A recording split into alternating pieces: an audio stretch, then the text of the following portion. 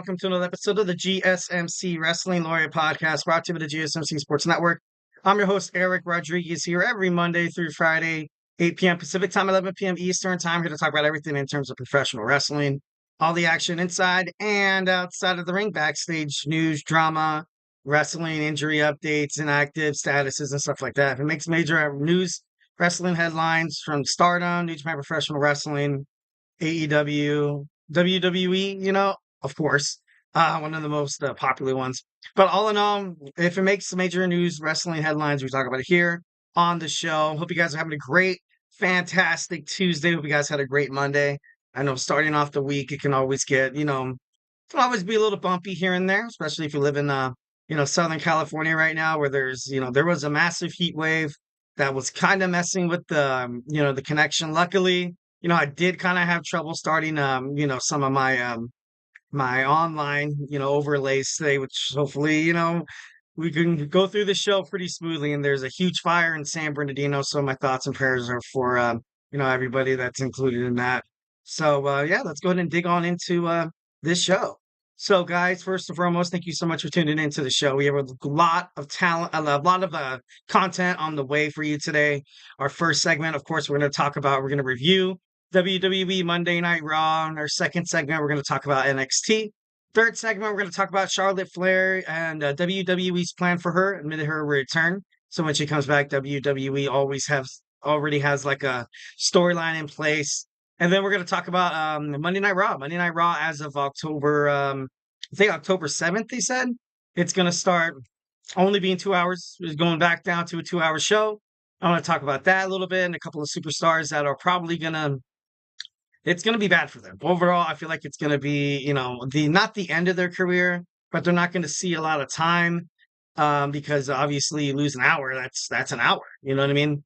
And in our fifth and final segment, something we do on every Tuesday, we jump into my wrestling DeLorean. I take you guys back in time on this day of September 10th. And we talk about just, major things that happened, in professional wrestling on this day. All right, so let's dig into that. But before we get into any of that, I want to remind you guys to use that super chat. Go ahead and use that super chat, whether if you have a burning question or just something you've been dying to get off your chest. Here at the GSMC Sports Network, we are 1,010% all ears. The show is all about keeping the conversation lively, making sure your voice is part of the mix, so don't be shy. Drop your thoughts in the chat. And if you really want to make sure your comment or question gets noticed, why not use that super chat? Just hit that $ below the chat box, and your message will be guaranteed to get featured on the show.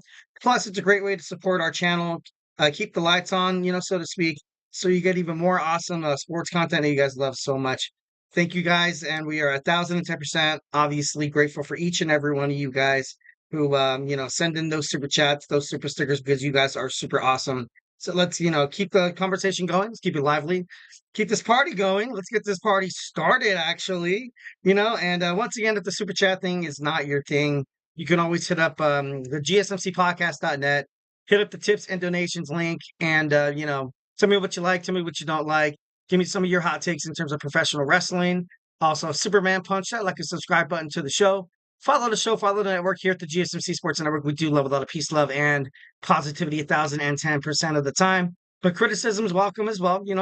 Feedback is a gift. 1,010%. We just want to make sure you guys are enjoying the show. All right, so let's jump on into our first segment. Like I said, I'm going to click on some things. Hopefully it works. But yeah, let's dig on into it. So WWE Monday Night Raw review. It was decent. It was a pretty decent Monday Night Raw. I think they are gearing up heading toward Netflix, and they're going to be, not sharing the spotlight on the USA Network with SmackDown because they're on different days. But I think this is going to be a great way for Nick Aldis and Adam Pearce to kind of, work out a couple of kinks, maybe have some superstars jump ship to Friday Night SmackDown, and maybe some vice versa. But man, Monday Night Raw, going to a 2-hour show, that's gonna be crazy. It already seems like they are overwhelmed with the talent they have already. Imagine trying to cut it down an hour. It's going to be interesting to find out what happens. First, we saw the American Made in a street fight against the Wyatt Sicks. I was upset because I wanted to see Uncle Howdy get into the ring and fight. Eventually he did. it was a street fight, so obviously no disqualifications. The Wyatt Sicks were able to pick up the victory.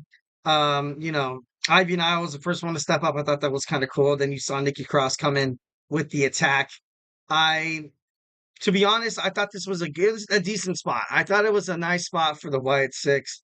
American made.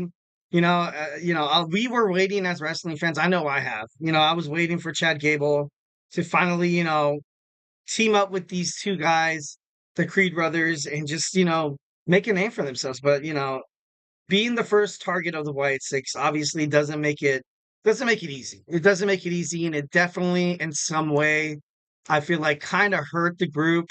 I don't think they're going anywhere because of how much talent these superstars have.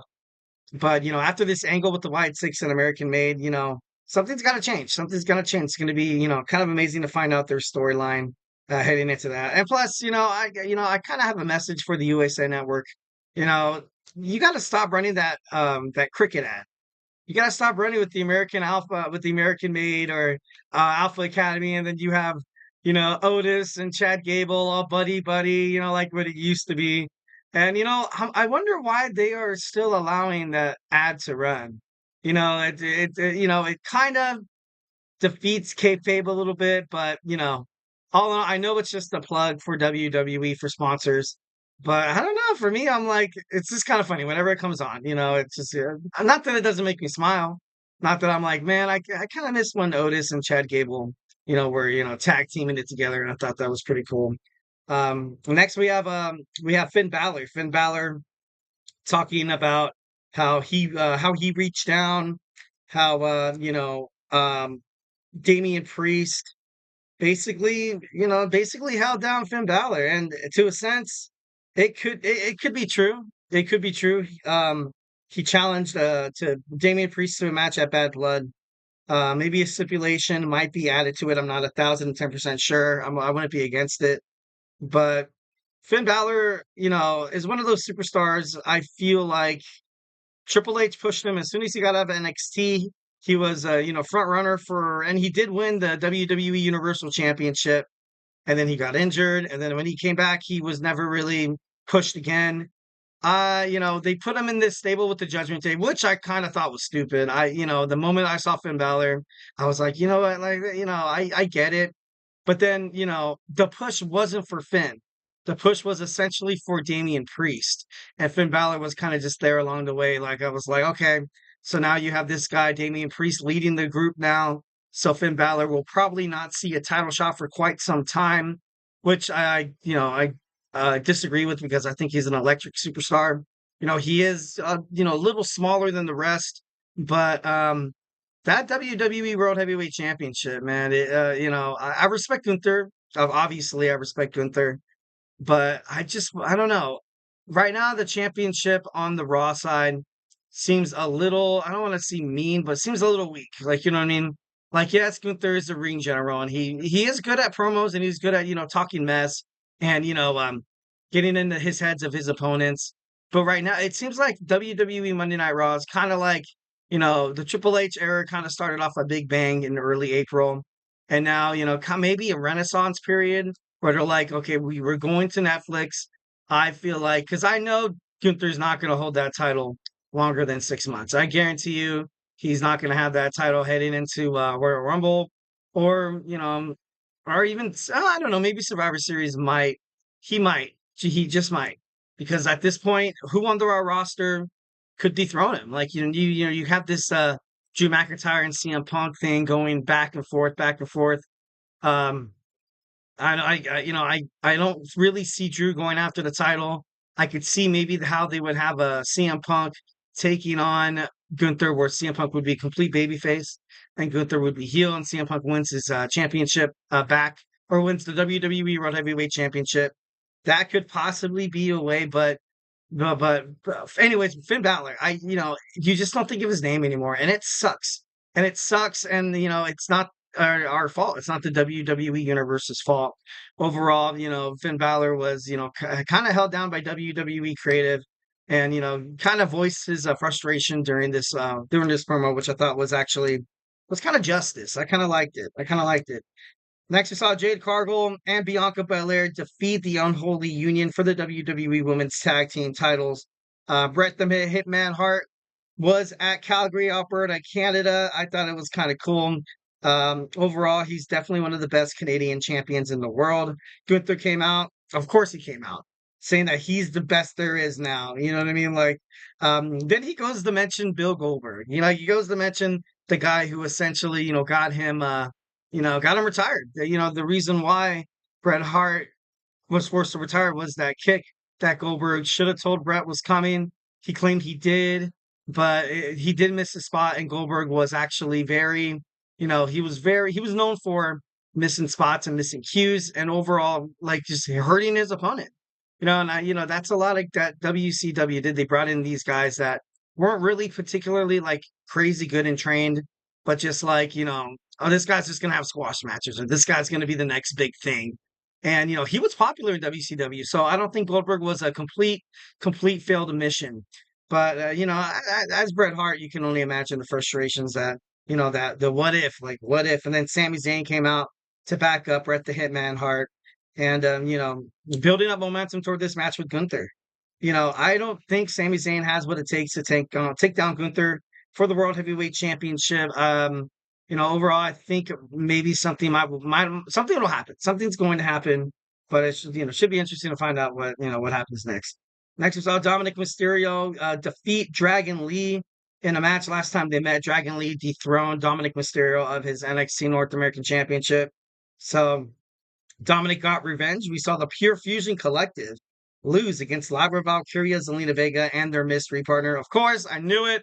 It was Natalya. Natalya came back in her hometown. I thought it was kind of cool. All the fans respect the hell out of her. So I don't know. I thought it was pretty crazy. But, first and foremost, you saw the promo that Sonya Deville cut before the match started. And she said, how Lyra Valkyria and Zelina Vega should worry about their failures. When in reality, I feel like this Pure Fusion collective faction has kind of performed under par. I don't think, the fans, obviously they react to her. They're, a couple of bad guys, well, a couple of bad girls, but that sounds kind of weird. Uh, they're heels. They're heels, so to speak. This is something that I didn't think was going to happen. I thought this was going to be good for Shayna Baszler. I thought it was going to be good for Zoe Stark. I thought it was going to be great for Sonya Deville, but so far it's, it seems like it's taken a step back. Maybe they try to find something better in the future. But right now, with the Unholy Union, you also have Damage Control you got to worry about. There's so many. I feel like there's a lot of women heels right now.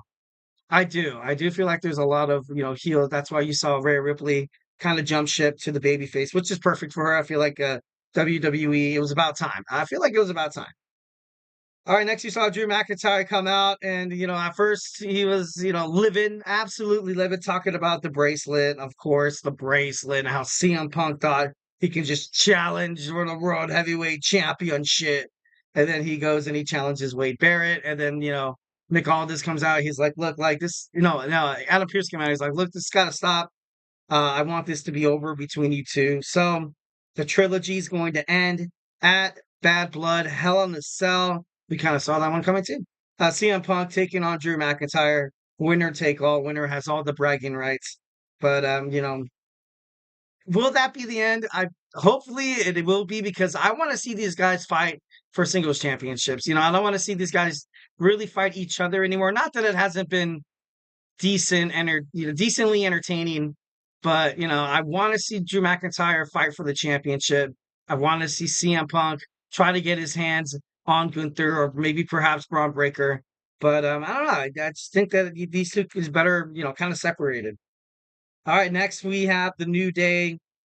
The New Day's future. Like, they had a promo, did not even mention anything about, breaking up, or, no more carrying across. It's a storyline that essentially died once when this whole Odyssey Jones thing, kind of happened, the allegations and stuff, which kind of sucks. But at the same time, a lot of people didn't want to see the New Day break up. You kind of saw him, Xavier Woods and Kofi Kingston kind of patch things up a little bit.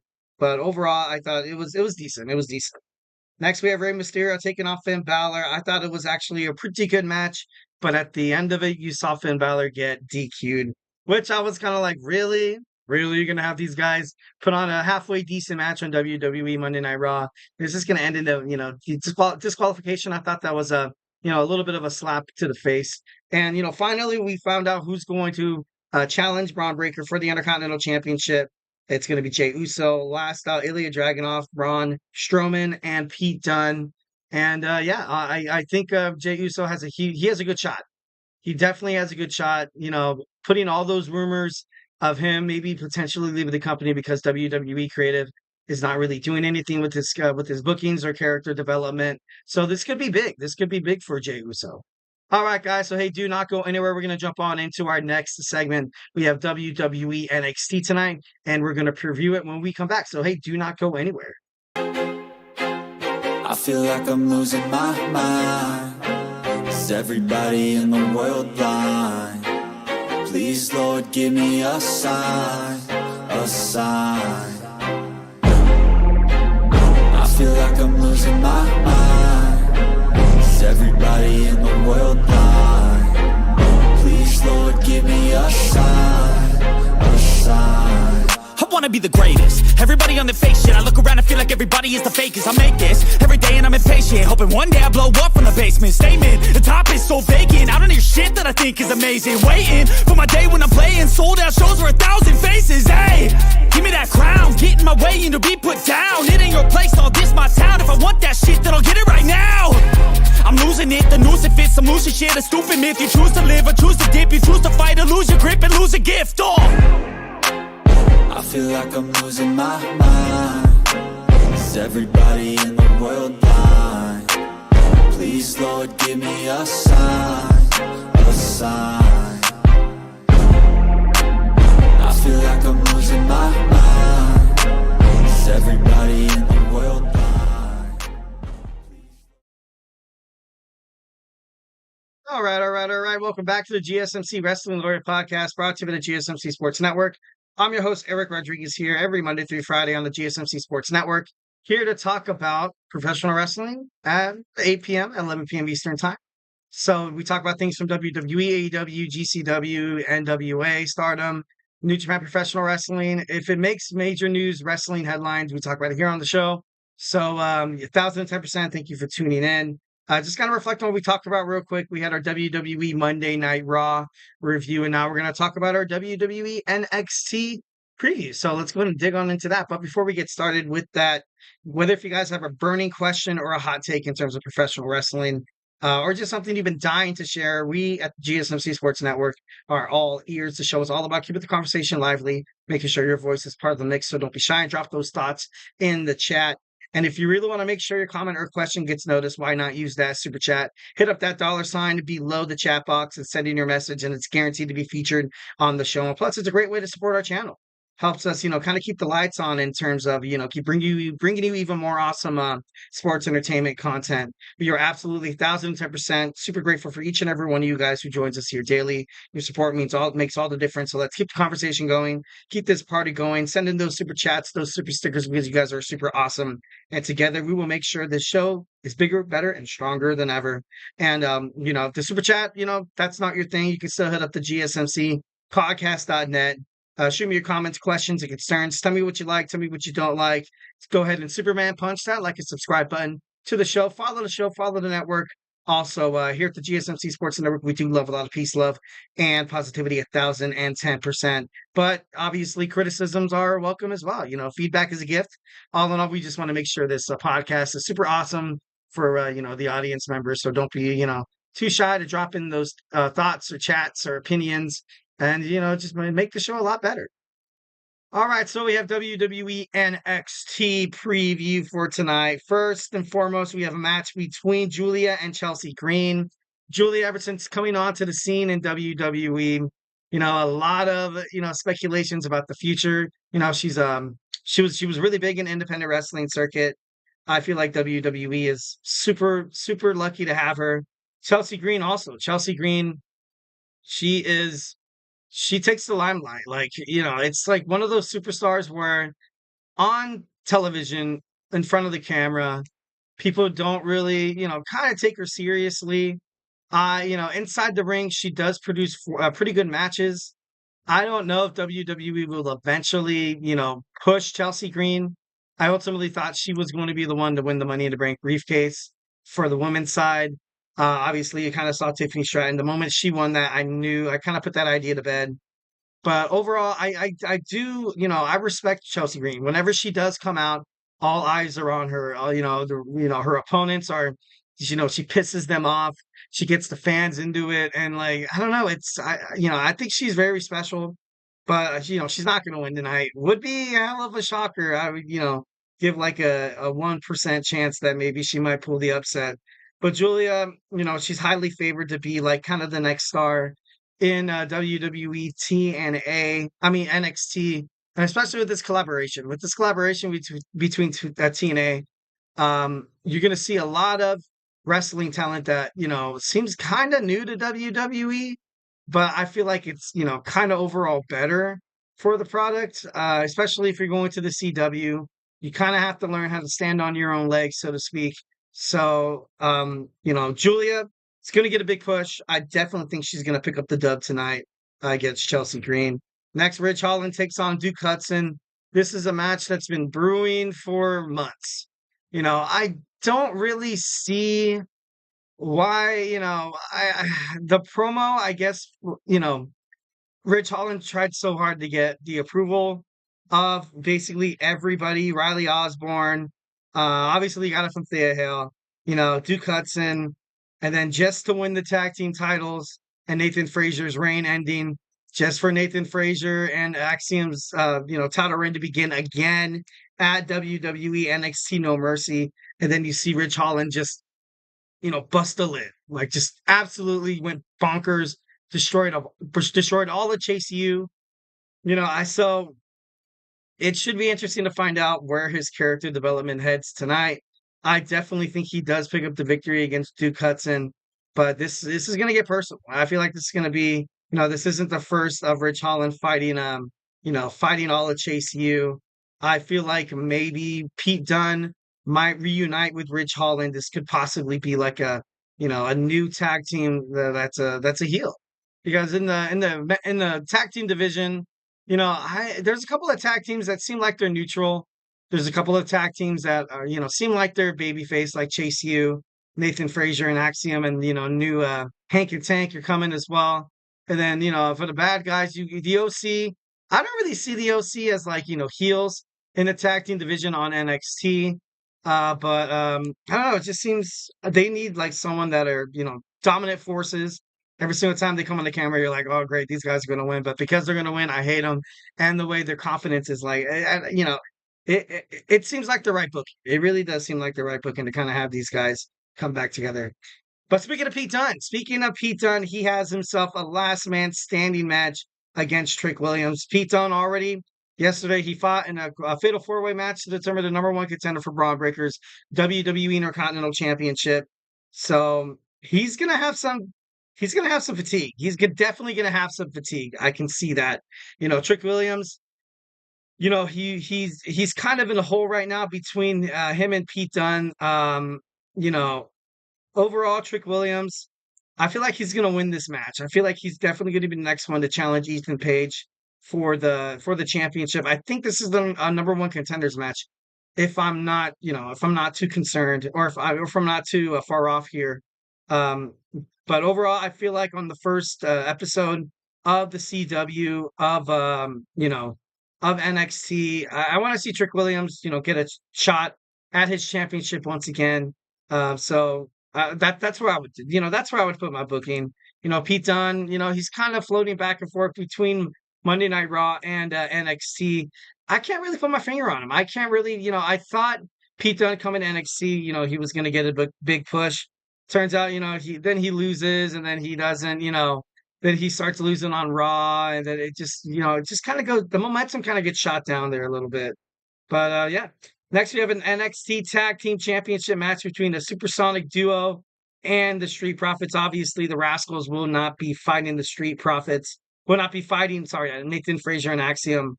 This week, we have the Street Profits from WWE Monday Night Raw.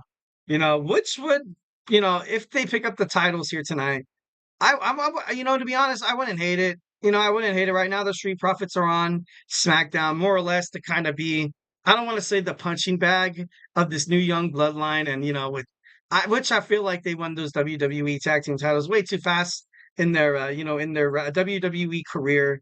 You're putting all the gold back onto the bloodline. I don't know. It doesn't seem like, they really fit on WWE SmackDown as of late. So, them on WWE NXT, this could open up possibilities for them. 1,000, even K-Fab as well. This could be big. This could be very big for, the Street Profits if they pick up the victory tonight. And lastly, we have a TNA Knockouts World Champion, Jordynne Grace, hosts an open challenge. This is, no, sorry. We have an NXT Heritage Cup Championship match. Charlie Dempsey takes on the Young OG Javon Evans. I feel like, Ren Sinclair kind of got Charlie Dempsey in this mess. She's going to try to find herself a way to kind of get him out of it. I feel like he's going to retain. I love Javon Evans, and I think he's a young rising star. But he's going to put on a damn good match, and he's been doing that lately. Just because he doesn't have a title belt, an NXT brand title belt around his waist, doesn't necessarily mean that he's not a great wrestler, because he is. And he's learning fast. He's getting good at his bookings. He very rarely misses his spots. He's a high flyer. He's a technical wrestler as well. This guy is, WWE fan born into a superstar. And that's something that you see every single week on NXT on Tuesday nights. So, love Javon Evans, but I have Charlie Dempsey, picking up this dub tonight. All right, lastly, we have Jordynne Grace. Who will challenge Jordynne Grace? My thoughts were Natalya. I thought Natalya has a pretty good chance. Lyra Valkyria. I love Lyra Valkyria. Last week on TNA, you saw her have an open challenge, and then you saw Carmen Petrovich answer the challenge as well. I think they're gonna stick to NXT superstars. It'd be kind of redundant to have a TNA superstar kind of jump onto the mix. I doubt Charlotte Flair returns tonight, but that is also up in the moniker as well. Also, Asuka could possibly be making her way back to WWE. She could. Alexa Bliss comes back in NXT. Would be huge. Would be 1,010% great for her career. Be great for NXT. I feel like her, pushing and being featured on TNA, part time. That could be big. It could be big for NXT. Chances are, slim to none tonight for Alexa Bliss to make her return to WWE, the challenge for that Jordynne Grace's championship, because man, that would be a first big match. That's why I'm thinking maybe it's like a bigger superstar. I thought maybe perhaps, and I don't want anybody like from the Fatal Attraction. No, not Fatal. What is it? Damn it. The Fatal JC Jane, Fallon Henley, and Jasmine Nix. I don't want to see Fallon Henley go after it. I kind of want to see maybe somebody along the lines of like Natalya, maybe Lola Vice, perhaps, maybe. But I don't know. It should be interesting. I also kind of thought maybe somebody from the Pure Fusion Collective will fight as well. People are, thinking maybe Shayna Baszler might, challenge Jordynne Grace. Who knows? But overall, it should be an awesome episode of NXT. I have it taped right now. Can't wait to watch it, of course, after having a podcast with you, the lovely people first. So yeah, speaking of Charlotte Flair, we're going to talk about it. We're going to talk about WWE's plan for Charlotte Flair's return. I'm going to talk about it. I'm going to give my opinions about it, state if that's what I would do. And so we're going to dig on into the subject matter when we come back. So hey, do not go anywhere. Looking for your daily fix of sports talk without having to pay for it? GSMC Sports Network is available on YouTube. Just search GSMC Sports Network. Get your fix of daily sports talk shows on YouTube, absolutely free. NFL, college football, NBA, MLB, MMA, UFC, fantasy football, and so much more. GSMC Sports Network has shows running all day long, with new sports shows starting every 2 hours. Just like on your favorite cable sports channel, except GSMC Sports Network is absolutely free. Just search GSMC Sports Network on YouTube to catch one of your new favorite shows, like the GSMC College Football Podcast, Chip Shot Football Podcast, Hoops and Heels Women's Sports Podcast, GSMC Basketball Podcast, and so many more. Check it out for yourself. GSMC Sports Network, now available on YouTube absolutely free. Search GSMC Sports Network on YouTube right now.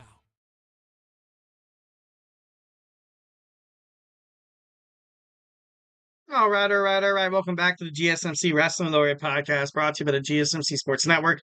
I'm your host, Eric Rodriguez, here every Monday through Friday, 8 p.m. Pacific Time, 11 p.m. Eastern Time. We're going to talk about everything in terms of professional wrestling, all the action inside and outside of the ring, backstage drama, and talk about superstar, injury updates, inactive statuses, contract negotiations between promotions, and talk about it for everything from WWE to AEW to TNA, Ring of Honor, New Japan Professional Wrestling. Sometimes the NWA. If it makes major news wrestling headlines, we talk about it here on the show. So yeah, so just kind of reflect on what we talked about real quick. We had our WWE Monday Night Raw review, then we had our WWE NXT preview. Should be pretty awesome. I honestly can't wait to dive on into it. But before we do that, obviously, we're going to finish the show. Next up, we have Charlotte Flair, her return and WWE's overall plan for her return. But, it's not like I hate it. It's not like I hate it. But it's not like I completely love it. To be honest, I'm a little skeptical about it, but it could work. It could work. But before we do any of that, I want to remind you guys to hit up that super chat. If you have a burning question or a hot take in terms of professional wrestling, or just something you want to get off your mind, your chest, here at the GSMC Sports Network, we are all ears. The show is all about keeping the conversation lively, making sure your voice is part of the mix. So don't be shy. Drop your thoughts inside the chat. And if you really want to make sure your comment or question gets noticed on air, go ahead and use that super chat. It's the $ below that chat box. Send in your message, and it's guaranteed to be featured on the show. Plus, it's a great way to support our channel. Your super chats obviously helps us keep the lights on and bring even more wrestling content that you guys love so much.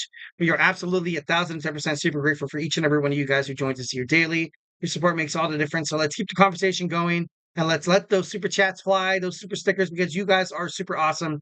And together we will make sure this show is bigger, better, and stronger than ever. Once again, if the super chat thing, if it's not your thing, you can always hit up the tips and donations link at the gsmcpodcast.net. Shoot me your comments, questions, and concerns. Tell me what you like, tell me what you don't like. Superman punch that like and subscribe button to the show. Follow the show, follow the network here at the GSMC Sports Network. We do love a lot of peace, love, and positivity 1,010% of the time. But of course, if you have, some criticisms, feedback, overall is a gift.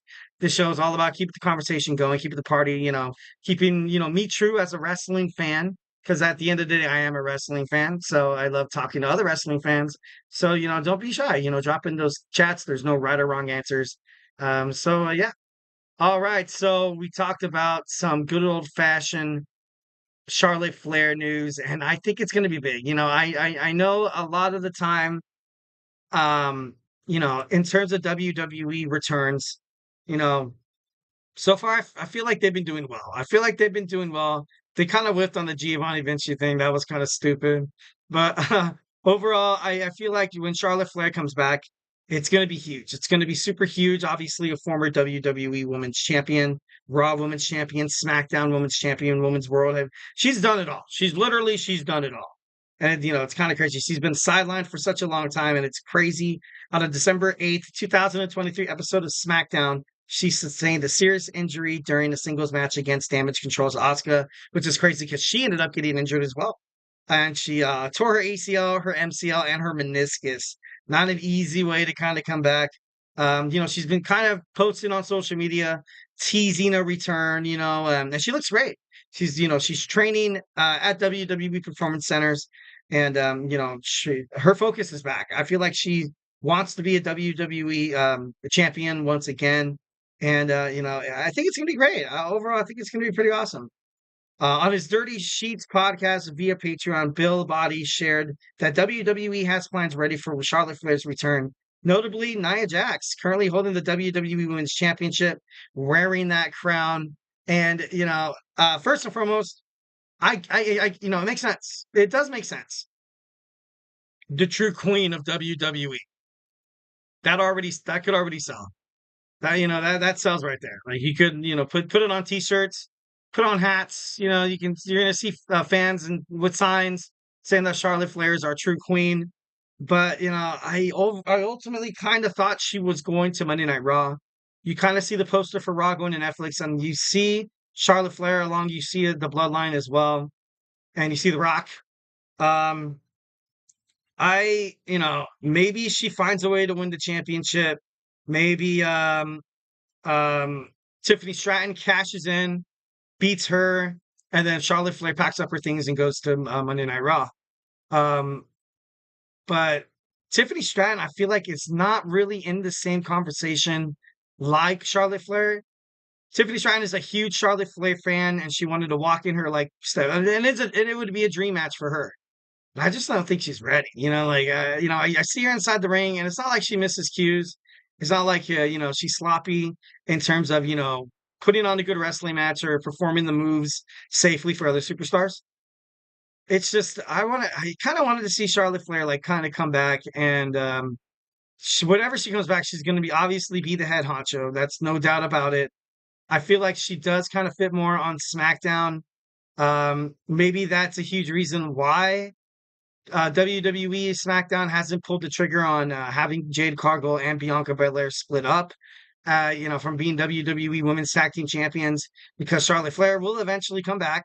She's kind of set to come back. I think it seems kind of fitting for her to come back before Survivor Series, or maybe no. I feel like I feel like she should come back at Survivor Series. She kind of comes back at Bad Blood, and she confronts Nia Jax face to face. But all in all, I get why they'd want to book that storyline: Queen versus Queen. Who's the true queen of WWE? But I don't know. It's kind of crazy. It's kind of crazy. And it's also been reported that WWE has already penciled in a WrestleMania 41 plans for Flair that would involve her a match in a current Miss Money in the Bank, Tiffany Stratton. Given Tiffany Stratton's admiration for Charlotte Flair, her rise in WWE, this is a potential match for dream clash for her fans and everything that goes kind of in between it. As they've taken on Tiffany Stratton at WrestleMania, it's possible. I don't really see that booking really go through because I feel like I don't think Tiffany Stratton's going to have a failed Money in the Bank cash in. I really doubt it. Or maybe she uses it for a match at WrestleMania. That could also happen as well. But that means we have to wait for the end of the Royal Rumble where ultimately, whoever wins the Royal Rumble gets to pick first. And Tiffany Stratton is on SmackDown, and I don't really see her going to WWE Monday Night Raw. With this new era of Netflix dawned upon Monday Night Raw, I just don't see that happening. And I think she's great on SmackDown. She's definitely going to be a star. She's going to be a star. This might be the start of her push. Charlotte Flair, of course, like Bayley, like Becky Lynch, you're kind of getting up to that age where I think you're going to start, promoting young talent, but then you're going to win some title belts here and there. And that's not bad. That's not a bad deal. Kind of reminds you of like a Randy Orton, kind of like, what he's doing right now, which, he got one of the biggest wrestling contracts in the world, which is, congratulations. It's sick. It's set to make history. But Charlotte Flair as well. She's like a WWE, what is that word? Illuminati? No, Alumni. Her father believes in her, a crap ton. She is WWE. You see Charlotte Flair, you think of WWE. Charlotte Flair is probably the only one, that, a lot of, they could probably be featured on ESPN Sports Center and be like, oh, Charlotte Flair, I know who that is. You know what I mean? Oh, Tiffany Stratton, oh, I don't really know who that is. Or Nia Jax, no, I don't really know who that is. Like Charlotte Flair, she's kind of mainstream. And the way she's posting on social media, she's getting a lot of, interactions, attractions from fans.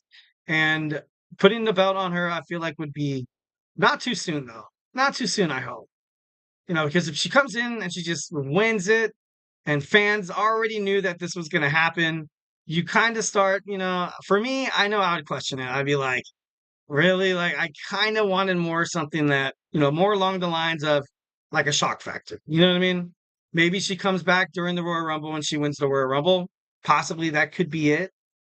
But, fighting somebody like Tiffany Stratton at WrestleMania, which we still have a long time. So I have a hell of a long time. We have about 6 months for the next WrestleMania. So there's a lot of bookings, a lot of things that could change. Hopefully, knock on wood, have that ACL, that MCL meniscus injury is, it's detrimental. And a lot of people say that they're never really the same after that. Taking bumps inside the ring, and you know how she loves jumping off to the top rope into the outside, doing that the moonsault or the whisper in the wind. I hope she doesn't get hurt. And I feel kind of bad for bringing this up, like kind of putting that bad juju in the air. I'm sorry, I apologize, but it's just something that kind of have to think about. Like what I mean, she is kind of getting older up in age. Not saying that she wouldn't kick my ass or anything like that, but uh, overall, I think she's going to be champion. I know, yeah, I know she's going to be champion. I know she's going to be champion. I just the way WWE does it, the Nia Jax thing makes sense. Her finding her way onto Monday Night Raw, but then again, you look at WWE posters all the time, and it's not really, it's not really true all the time. And I feel like once when things are going to go down between on Netflix. I ultimately feel like that first episode of Monday Night Raw on Netflix, maybe we might get a draft. Possibly we could be seeing a draft going on. But if it's going to be a 2-hour show, and if it's not going to return to the 3-hour segment, which is I don't know, kind of, I feel like that kind of sucks. But Charlotte Flair coming back, the new queen of the ring, also defeating somebody like the likes of Nia Jax. It'd be good for her. I would love to see how the fans respond to her inside the ring to decide whether she comes back as a heel or a baby face. It's been kind of, even when she is a baby face, you always just, I'm always like, dude, when is this going to turn? When is she going to turn? Is this the promo where she turns, or is this when, Bayley recently became a baby face, and her and Bayley have a lot of baggage in the past too. Right now, no one knows what's going to happen with Rebecca Quinn, where she's going to sign. Maybe she finds her way back on the Monday Night Raw. Who knows? And of course, out of the 4 horsewomen, the only person that's missing is Mercedes Moné, Sasha Banks, obviously on AEW, making bank and cashing checks over there, kicking butt. Well, kind of, sort of. That match at AEW All Out was, it was a little bad. It was a little bit. I'm not gonna steer away from controversy. I'm gonna give you guys the truth, cold hard truth. It's Eric Rodriguez, your professional wrestling honesty broker. So yeah, Charlotte Flair. Thank God she's coming back. I feel like the world of wrestling need her, especially on Raw. I feel like Raw needs her definitely 1,010%. All right, guys. So hey, do not go anywhere. We're gonna jump on into our next segment. We talked about Charlotte Flair's WWE plans for her return, and now we're going to talk about Monday Night Raw. We're returning to a 2-hour show. How's it going to be? How bad is it for the other superstars or, advertisers, or I don't know. We're going to dig into it when we come back. So, hey, do not go anywhere.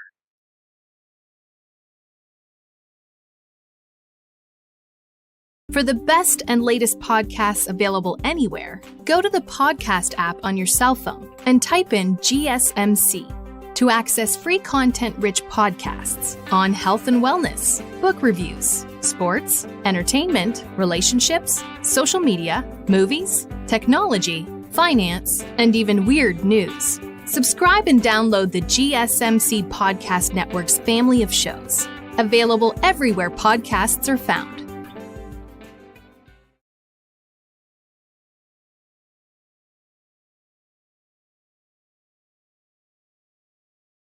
All right, and we are back with the GSMC Wrestling Laureate podcast, brought to you by the GSMC Sports Network.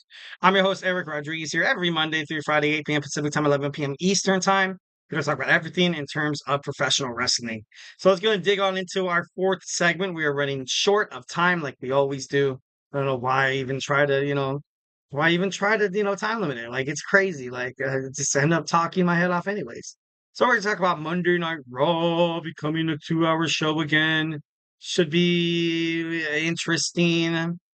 I don't think it's for the best, but I could see why, I guess. Well, actually, I don't. The USA Network is set to hold all 3 WWE shows until October 1st, I believe, is the first episode of NXT. And then Friday Night SmackDown, it's going to be there. That's their new home. Monday Night Raw, it's going to Netflix. But is it going to return as a 3-hour show when they go to Netflix? Maybe, just maybe. So there was announced on WWE Raw, also all over social media, that beginning October 7th, WWE Monday Night Raw is going to return to a 2-hour format. Obviously, they're still going to be on the USA Network. Obviously, I don't really see them going anywhere, besides Netflix. Um, this obviously plays into Triple H's philosophy of, quality over quantity. I get it, you know what I mean? But I get it, but I don't get it because I can't be like, I don't like this, I don't hate it, but then I can't really support it. I can't really say it's good or bad. Obviously we have to see the first episode of Monday Night Raw. If it feels rushed, if it feels like a lot of superstars are getting short in the promos and stuff like that, then obviously this is going to be a big deal. This is going to matter. Kind of like we're, with the whole PLEs only having 4 or 5 matches.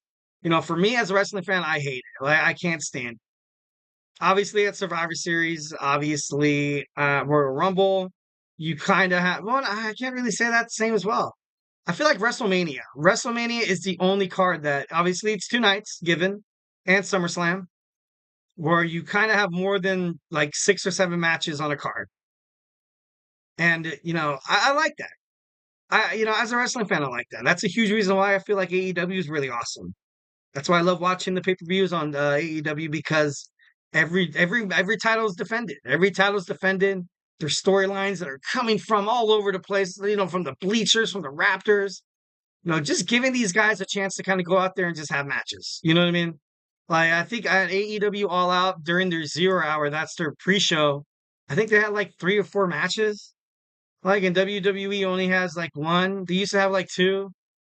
Sometimes they have like a low end like title match where people know that, someone's going to win. Obviously, at WrestleMania, you have the Andre the Giant memorial, but it's it's crazy. Raw going back to 2 hours. I get it. It is a weekly show, but to kind of fit this philosophy that Triple H claims that the quality over quantity, it works for PLEs. Yes, indeed, it does. But I feel like that's what you have a weekly show for. Is to kind of play around with kind of play around with acts a little bit, storylines. That's what I feel like it's there for. And now that WWE Raw, they lost an hour. Wow. That is big. That is, I don't know, it's kind of crazy. Superstars will definitely suffer on Raw, and it's a damn shame. Just kind of mentioned a couple of them. We mentioned him before, how after the whole Odyssey Jones thing happened, for the allegations and stuff, he hasn't been seen, basically kind of essentially written off of WWE until I guess it's cleared. But even Rick Swann, he was cleared from allegations, but WWE still ultimately let him go. I don't know where that storyline was going to take off. You had the storyline between Karrion Kross and the Final Testament, where perhaps maybe Xavier Woods was going to turn on Kofi and have the New Day finally break up. I was against it. I was against it. I got to be honest. I did read a couple of articles that perhaps maybe opened my mind a little bit when, the New Day is always going to be the New Day. No one's ever going to take it away from these guys. But is it fitting? Is it fair for Xavier Woods not to kind of have a singles run? He was, King Xavier Woods. He, won the King of the Ring quite some time ago. But I feel like could be, I feel like he could get into better bookings. I feel like he could fight for the WWE Intercontinental Championship. I kind of thought the same thing when, Jey Uso was being pushed as a single star. I was like, dude, this is not going to work. I feel like he doesn't have the same star power as of like a Roman Reigns, as of like a Brock Lesnar. Or Randy Orton, John Cena, or even Triple H. But right now, WWE, you kind of have maybe 2 or 3 main event guys on the roster. Now, I'm not saying that Kofi Kingston comes back and does the whole Kofi Mania thing, but he would definitely make an interesting opponent for Braun Breaker or for the new Intercontinental Champion, because I feel like right now you kind of have the same people challenging for the titles. Obviously, Sami Zayn and Jey Uso is actually getting his first title shot, so I think they're doing that pretty well. Braun Breaker, the moment he, came from NXT, he was on an absolute tear. He made an impact. So I feel like he's doing decent. Ilya Dragunov, he started promising. He's kind of faltering down to a mid-card jobber a little bit. Well, not a jobber. That's kind of mean. But, and Braun Strowman, big SOB. Braun Strowman, I feel like, I don't feel like he's ever going to be a champion. And like kind of keeping him around, he's also going to be a superstar that's going to suffer. And it sucks. It's crazy. And I don't know. It's just, I don't know. Also, these guys, the Awesome Truth, R-Truth and The Miz. The Miz had an interesting promo last week on Monday Night Raw where he was saying how he's tired of being nice because so far him being nice, he always gets screwed over. Well, that's definitely could be a great reason for him to kind of jump ship and kind of be I still think he's young. I still think he has a lot of wrestling inside his heart. I feel like he could be a WWE Intercontinental Champion again. He does have a historic run as the Intercontinental Champion. He's definitely won it a bunch of times. Maybe this could be, kind of like a way. Excuse me. Kind of like a way for him to like maybe kind of be on his way out. Maybe he's ready to call it quits with his wife Maurice. But R-Truth obviously also up there in age as well. Kind of WWE taking a step back from older talent to kind of promote this new talent.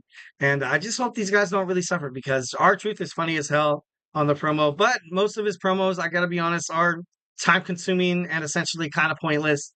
And he's funny as hell, funny as hell. The Miz, like I said, I feel like he has a lot still left in the tank. We kind of be a damn shame to see these guys kind of lose it.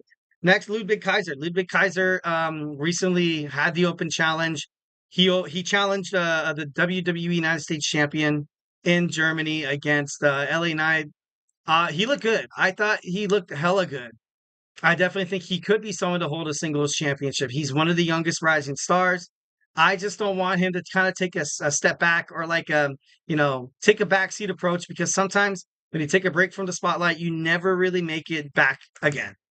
If Ludwig Kaiser would, not be featured on TV, he kind of did take a break from TV. He did. He came back once when Gunther, was able to win the WWE World Heavyweight Championship. And it would be kind of, I feel like they'd be kind of shooting themselves in the foot. This is one of the young guys of professional wrestling, definitely could be the next, kind of like a Gunther. But, with Gunther there, I feel like a lot of talent will be kind of mostly suppressed, leading from the New Day, from R-Truth to The Miz, and of course Ludwig Kaiser. But I don't know. I just I thought he did really damn good in that match against freaking the LA Knight on last SmackDown. All right, next we have American Alpha Academy. Alpha Academy. Not really so much of a Chad Gable, although I did kind of voice my frustrations that, why did his newly formed American-made faction have to take on the Wyatt Sicks and essentially kind of get, kill the momentum. We as WWE fans were waiting for these three guys to finally pop off together, and I thought they're going to have a good run. But then you had the Wyatt Sicks, make their debut, and then like Tozawa, Otis, Maxine Dupree. I feel like these guys are going to take a hit, bigger hit than Chad. Obviously, a way bigger hit than Chad. You've seen the Alpha Academy being brandished on NXT. Maybe they find themselves a way to get into like a TNA kind of, spotlight challenging ABC for those, TNA tag team championships. But overall, I just, I don't know. These guys are going to fade out eventually. I knew it. But, this new Monday Night Raw returning 2-hour show, kind of a slap to the face, being like, it looks like WWE hopes to kind of weed out the weak, as opposed to like, obviously, with losing an hour, WWE has to prioritize on PLE worthy storylines instead of like, little, cute storylines like this. And I don't know if that's the right word to use, cute, but like, I don't know, just to kind of keep these superstars where they are inside the ring. They do put on some good matches. Akira Tozawa is electric. He's on fire. Maxine Dupree, I feel like is a young rising woman star.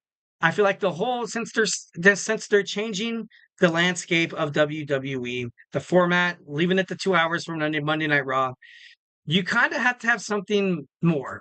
WWE has to change something.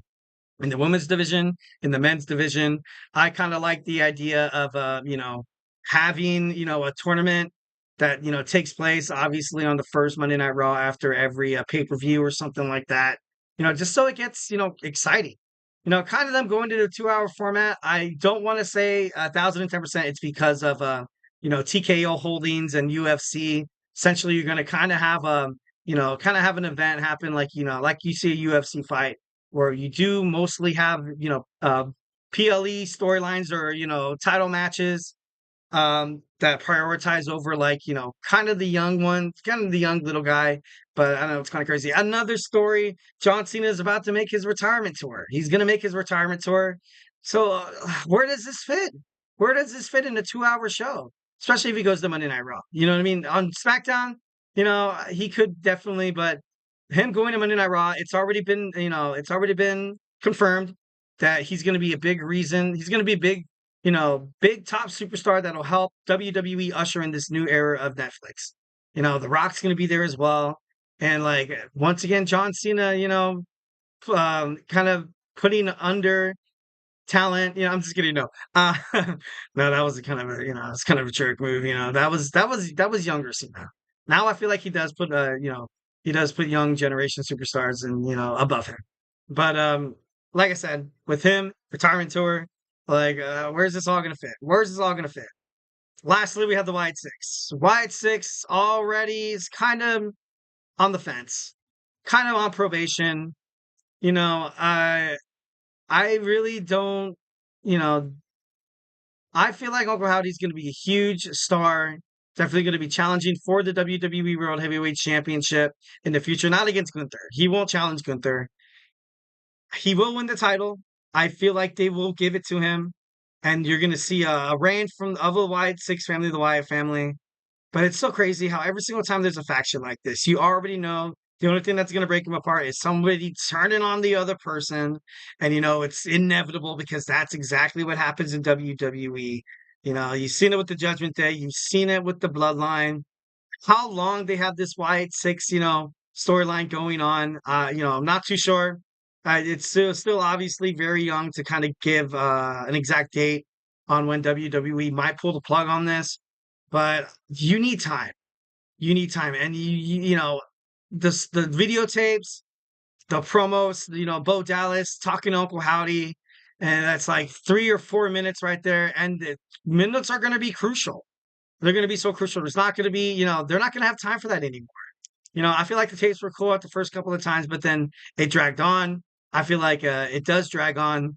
I feel like Uncle Howdy does need a better approach. I feel like, more of a, horror movie kind of feel, and that might be possible with them moving to Netflix. I ultimately kind of stand behind and advocate for the idea that as soon as it goes to Netflix, you're going to see some crazy stuff. You're going to see some crazy stuff the Wyatt Sicks are going to do. And, WWE having the chance to kind of overall push those boundaries toward, more like a mature audience, rated R. But at the same time, sometimes if it ain't broke, don't fix it. If you make it to Netflix and if you try too hard to seem a little grim and a little bit more raunchy and, more blood, WWE is great the way it is right now. You have a lot of young kids watching inside the shows. You have a lot of fans that were once young kids who grew up to be wrestling fans, obviously got their kids into it. And, you see people, still 40 years old that still watch WWE. So, you don't really have to lose your identity. You know what I mean? That's something that WWE should definitely know. Moving to Monday Night Raw, I feel like they shouldn't lose their identity.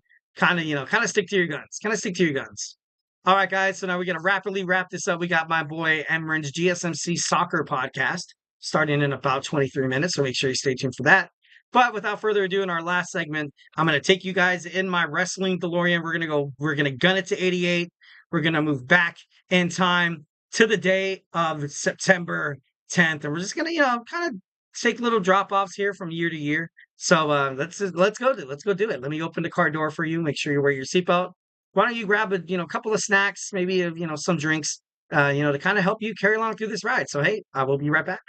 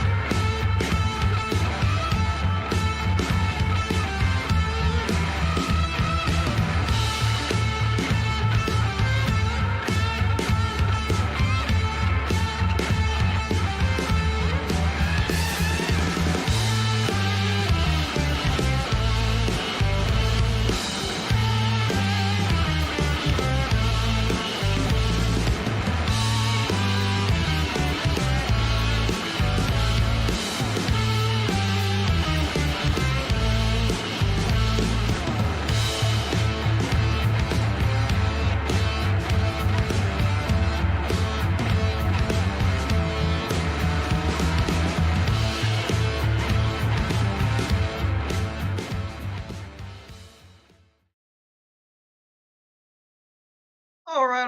Welcome back to the GSMC Wrestling Laureate podcast brought to you by the GSMC Sports Network. I'm your host, Eric Rodriguez, here every Monday through Friday, 8 p.m. Pacific Time, 11 p.m. Eastern on the GSMC Sports Network, here to talk about everything in terms of professional wrestling. So make sure you tune in. It's pretty awesome. Just kind of reflect on what we talked about right quick. We had our WWE Monday Night Raw review. We had our NXT preview. We also had Charlotte Flair's, plan WWE's plan for Charlotte Flair amid her return. We also talked about Monday Night Raw going to a 2-hour show, how, it's going to hurt a lot of superstars. For me, I can only see the negativity out of it as of right now. The only positive thing from it would be Triple H's philosophy on, quality over quantity, which, kind of rubs me the wrong way. But, we'll find out. We'll find out October 7th. So, all right. So now we're going to talk about our fifth and final segment, Tuesdays Today in Wrestling History. Excuse me, gonna go back in time. I'm gonna gun it to 88 miles per hour. And where we're going, guys, we don't need no roads. All right, so we are here in 2001. 2001 on WWE Monday Night Raw's War, the WWE champion Stone Cold Steve Austin rallied the Alliance together to take out his frustrations on Kurt Angle by putting the Olympic gold medalist in a hardcore match against, Rob Van Dam. In the main event, you saw Test going, Test teaming up with Stephanie McMahon, Helmsley, to take on the WCW champion, The Rock, in a handicap match. When Stone Cold Steve Austin started the Alliance, and when everybody was so heartbroken, everybody saw him as this, cold-hearted WWE veteran, and kind of jumping ship a little bit. It was for the best. I believe 1,010% it was for the best. Kurt Angle, when he was young, he kind of needed the push, and kind of as soon as Stone Cold Steve Austin had a chance to work with Kurt, they made magic. They made magic between the promos together. Even, after that, it was just great. It was just great. It was both beneficial for both of these superstars. That's, really much I have to say about, these two superstars. Obviously both icons in terms of professional wrestling. And to be honest, I don't think Kurt Angle would be where he is right now if he didn't really assume the role of, not the leader of Team WWF against the Alliance. But if Stone Cold Steve Austin would have never kind of, shifted gears and be like, look, let's let somebody else be the captain. Let's spotlight, let's give the spotlight to somebody else like Kurt. And, let's promote some of our younger superstars. And Kurt Angle, he became a big deal in WWE. One of the best wrestlers from my tenure as a wrestling fan. Definitely from 2005 to 2007? No, 2000. I think, yeah, 2007 or 2008, where, he was just so dominant. He was kind of like the John Cena, where, he would never lose. Of course, he would never lose. He was the best wrestler, and he was able to, get under your skin and piss you off. So overall, I think Kurt Angle, of course, left the TNA after that. But I don't know. It's kind of cool. It's kind of cool. Kind of historic. Oh, plus, a little note. This was actually the last Monday Night Raw before the 9/11 terrorist attacks took place the next day. The title of the show changed from Monday Night Raw's War to just Raw. They didn't really mention the war admit the war in Afghanistan, and everything that happened, and with the 9/11 attacks and stuff like that. It was sad. I remember when it happened. Man, it was definitely a day that will forever live in infamy, kind of like Pearl Harbor and stuff like that. So, definitely, kind of crazy, still kind of feeling it to this day. It's kind of crazy. All right, next, in 2005, Wrestling Reunion 3 took place in Florida, featured matches with legends such as the Warlord, Kamala, the Blue Meanie, Jake the Snake Roberts in the main event. Of course, it also featured Greg Valentine. Who is that? Tito Santana? I don't know why I want to see Santino Morella. That's crazy. Tully Blanchard also. Dusty Rhodes fought Terry Funk in the main event in a no contest in a regular wrestling match that was refereed by who other than a hardcore legend, Mick Foley. So I definitely think that's cool. Definitely, taking a step back into wrestling, kind of looking at some of these, legends who's kind of took off in the wrestling world. A lot of people look up to these guys. I remember the Blue Meanie. I remember I used to play WWE WrestleMania 2000 with my brothers, and I was like, who the hell is this guy? Like, I was like, dude, I don't remember seeing this guy. But I think it was part of the Nasty Boys. I think he was. Don't quote me on that. But I don't know. It was kind of cool. The BWO. It's just classic. It's so funny, so funny. In 2007, on the go home edition of WWE Raw Before Unforgiven, Vince McMahon found out the identity of his illegitimate son. Oh my God, that was a bad storyline. That's so. Oh.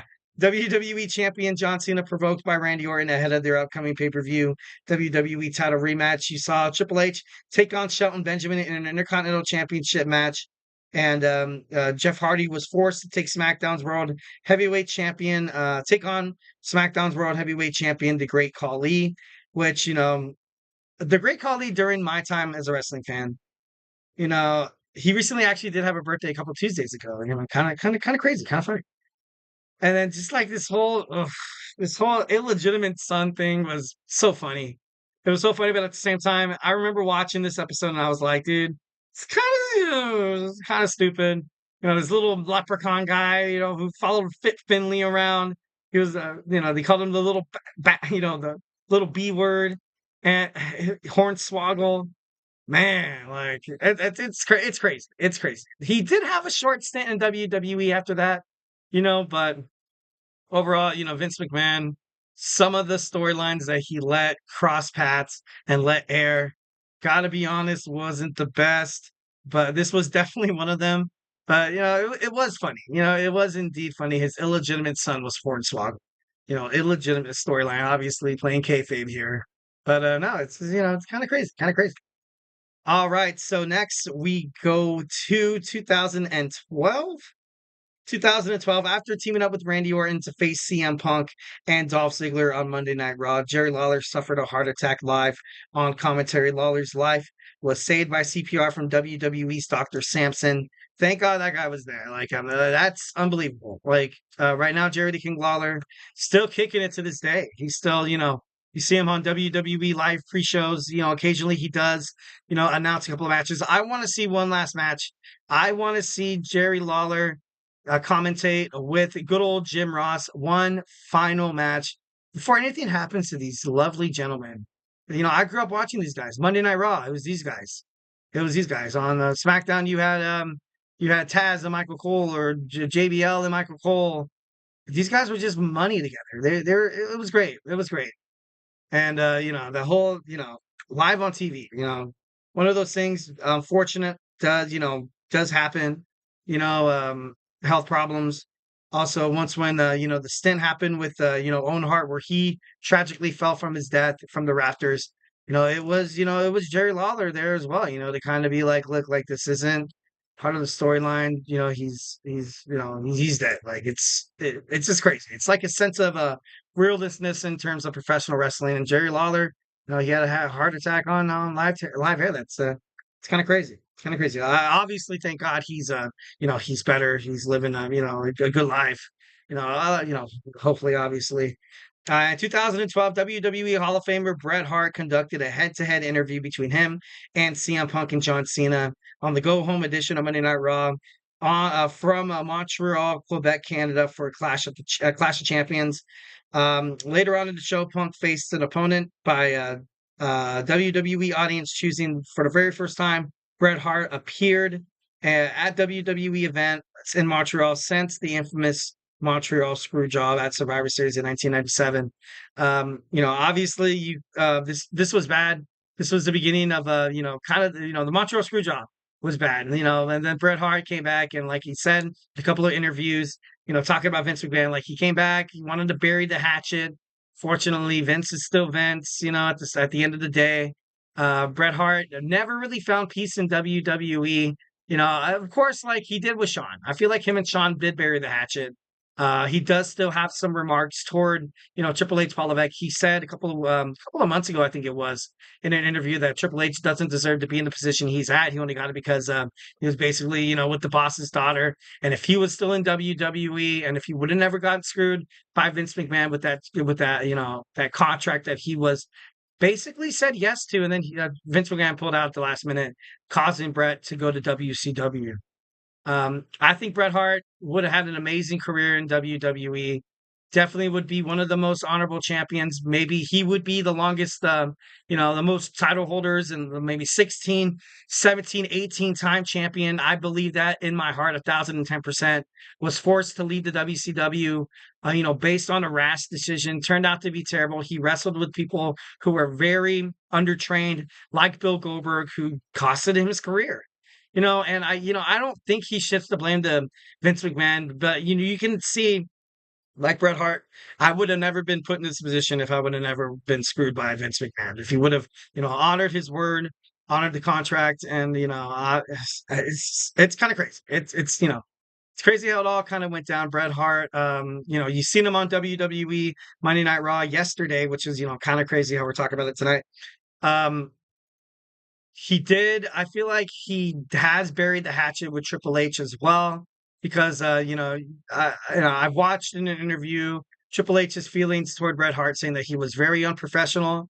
Vince McMahon has never let anybody leave the WWE holding a title. Bret didn't want to do Vince. Bret wanted to do what was best for Bret and what wasn't best for the company. And obviously that is a hell of a thing to say. Of course, when you eventually become the son-in-law, you know what I mean? But I feel like it is kind of buried. So I feel like Bret Hart will be featured in WWE more. I would honestly sign him to a Legends contract. I would.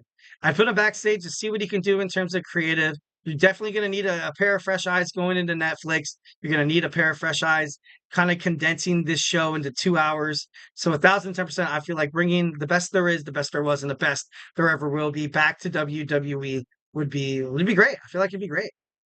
All right, guys. So, hey, that's it for me. Thank you so much for tuning in to the GSMC Wrestling Laureate podcast, brought to you by the GSMC Sports Network.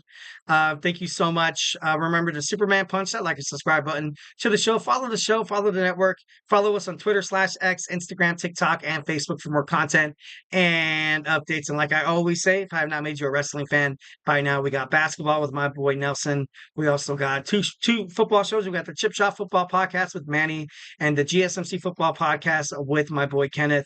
We got fantasy sports, GSMC Fantasy Sports Podcast with Chris Shepard. Find out your stardoms, your sitters, your stardoms, your sitters. Did I say no? I didn't say it. I didn't say it.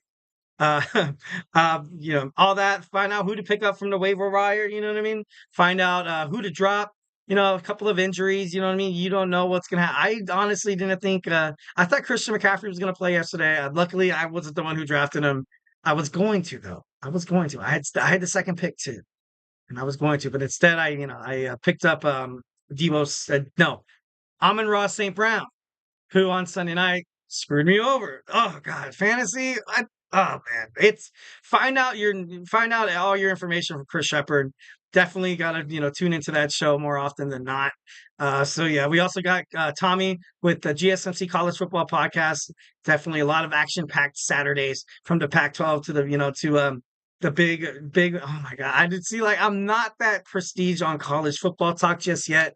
Got to be honest, a couple of of our production meetings, we've been talking about college football, and I kind of pay more attention because I'm like, you know what? I want to be a college football fan. Obviously, with with my career, you kind of have to know a lot of the aspects in sports. I usually focus on the big three: NBA, Major League Baseball, NFL, and of course, I wet my beak a little bit on wrestling. Wrestling's kind of like my side hustle. It's kind of like my side girl. I'm just kidding, no. Anyways, actually, you know what? It's to the point where I watch so much damn wrestling that I feel like NFL has shifted to my side girl. I did off, gone and married my side girl. I'm just kidding. Moving on with the metaphors. So make sure you tune into all those podcasts. We have the Sports by GSMC with Jeremy. We got the GSMC Sports Podcast with TJ, and all these guys are amazing. I watch these guys. I learn from these guys. They're definitely going to be stars one day. outside of the GSMC Sports Network. Although, being here, under this platform, 1,010%. It's great. It's great. Ran by a lot of, some really nice people. 1,010% wholesome. Make sure you subscribe. Like I said, give you the Eric Rodriguez guarantee that the GSMC Sports Network, we care about, they care about the podcasters. We care about our fans. Just want to be one big happy family. Be a part of this new GSMC Wrestling Laureate bloodline family that we can talk about wrestling Monday through Friday, 8 p.m. Pacific time, 11 p.m. Eastern on the GSMC Sports Network. So, just do it. Make it like Nike and just do it. All right, guys. So, hey, that's it for me. Stay beautiful. Have a safe, amazing Tuesday night. But most importantly, love you.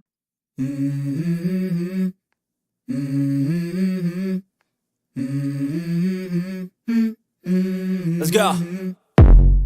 I wake up to a little bit of drool on my pillow, feel like it's gonna be a bad day. Yeah, I'm tired of shit, and the coffee ain't hit yet. Damn, ain't that great. I don't wanna go to